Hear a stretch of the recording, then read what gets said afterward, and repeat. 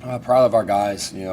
These back-to-backs are difficult, and they've responded the right way when we didn't get the result that first night. And Valpo's an extremely physical, tough, long, athletic team. And after that slow start, I thought our guys were really determined to get this win, and they played with great toughness and physicality. And it was a team win. Everyone contributed. Everyone stepped up, and we got to build on this. I think there were some really good moments defensively that we can continue to grow on, and take us with us for the rest of the season. Adam Warfel, Daily Egyptian. Yeah, Coach, just seeing after you guys got down there early, after the first media timeout, it seemed like you guys attacked the basket more. What was the conversation you guys had there at the timeout? Well, we had to get stops first off. They were scoring too easy. Like I said, I think after that stretch, we were really locked into guarding the ball better, being more physical in our post defense. And then we were able to get in transition a little bit because we were getting stops, and that opened the court up for us. And there was about a 10-minute stretch there in that first half where the ball was moving, and we were executing well offensively. Yeah, you guys ended up on that 20-5 run, and then you had that 5-minute scoring drought to end the half. What was happening there that you guys weren't able to get the ball in the net? Yeah, we talked about it at halftime, and we all thought we got pretty good looks. We had a couple good post-ups that missed. We had a couple good threes. So we'll go back and watch the film. But, I think in that first half especially, I thought we executed pretty well. It was kind of make or miss there offensively for us. End of the game, we got to do a better job, still being aggressive to score those last couple minutes of the game. After holding Valpo scoreless or with no field goals for almost 7 minutes, they scored 13 points in the last minute of the game. What happened there for you guys?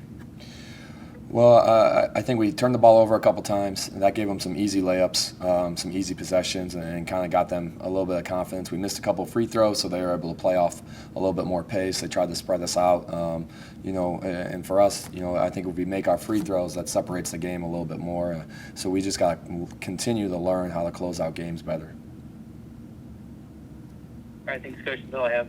Todd. Just how's it feel to get another split, Bryan, and have some good mojo going to Chicago?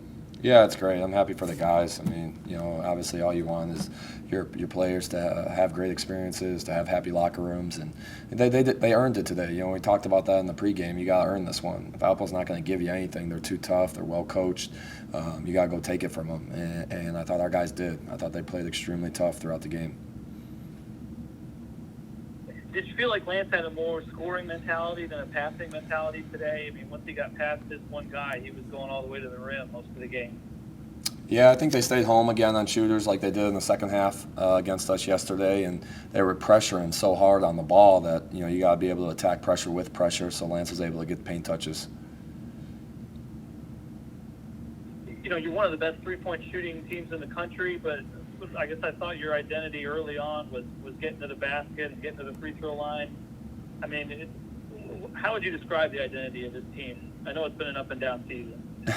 Yeah, I think the identity is a resilient team made of a bunch of high character guys that love to win, that will do what it takes. I mean, there's no, we're not just going to win if we make threes. We're not just going to lose if we don't make. We made 4 threes. We won. We can win in different ways, and that's what you have to do in the Valley.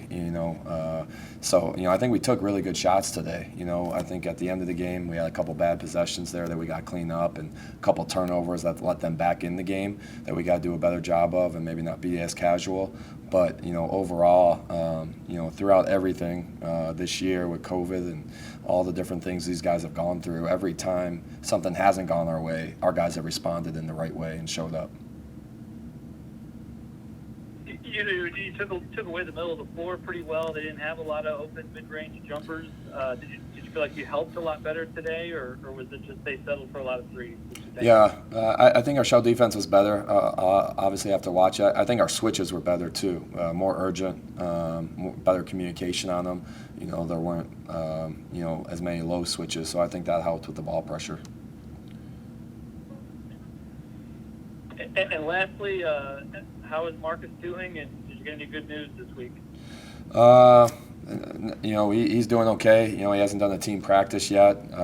He took this weekend off to see how his foot's feeling. So we'll reevaluate tomorrow and kind of see what this week has in store for him, if he'll be able to do a team practice or not. Obviously, if he can't practice, we're not going to put him out there, in terms of even if his foot feels fine by this weekend, just because I don't think, he'll be able to be successful on the court as a basketball player out there. Yeah, even if he gets cleared, I mean, isn't it best to try to at least keep him until the tournament at this point?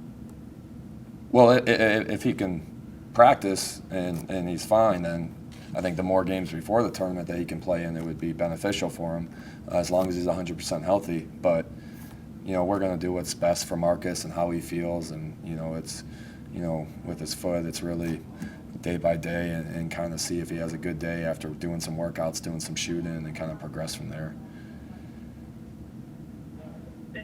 Has he been in good spirits, or is this really kind of frustrated him? Did he expect him to come back a little bit faster? Yeah, he's been good. I think obviously that first week was frustrating. He's never been hurt in his life. I don't think any of his brothers or sisters, have been hurt. So it's kind of a different dynamic for his family to deal with. But he's, obviously he's all about the team. He's coaching our guys up in practice, and he understands there's things he can't control, and that his long-term health is more important than playing one game right now. Thank you.